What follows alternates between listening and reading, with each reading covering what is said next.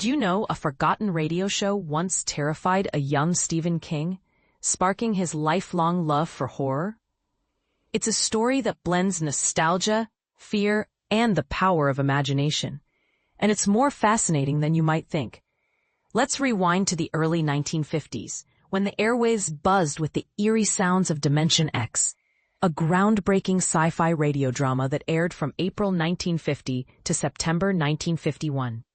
With its tagline, Adventures in Time and Space, transcribed in future tense, this 50-episode series captivated listeners with its sharp writing, stellar voice acting, and mind-bending concepts that television could never hope to replicate. Thanks to the wonders of the internet, every episode is now archived. https://archive.org/OTRR Dimension X Singles, Dimension X 1950-04-1502 with Folded Hands MP3, waiting to be rediscovered by a new generation. But here's where it gets intriguing. Dimension X wasn't just another radio show. It was the first adult-oriented, regularly broadcast sci-fi series of its kind. While kid-friendly sci-fi and anthology episodes like War of the Worlds had their moments, Dimension X was a trailblazer, riding the wave of sci-fi's exploding popularity in the 1950s. Its most iconic episode, the chilling adaptation of Ray Bradbury's The Martian Chronicles, which perfectly captured the author's signature blend of bleakness and weirdness. Now, let's talk about Stephen King. In a 2013 interview on NPR's Fresh Air, https://www.npr.org/transcripts/84827 feature, the master of horror revealed a childhood secret. He used to sneak out of bed at night to listen to Dimension X through his mother's bedroom door. But here's where it gets controversial. Was this show too scary for a young boy? Or was it the perfect fuel for his budding imagination?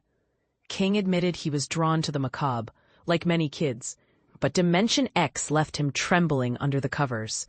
"I'd go back to bed and quake," he recalled.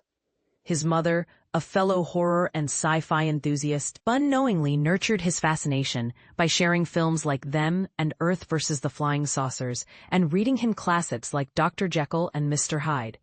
Without realizing it, she turned her son into a lifelong horror aficionado.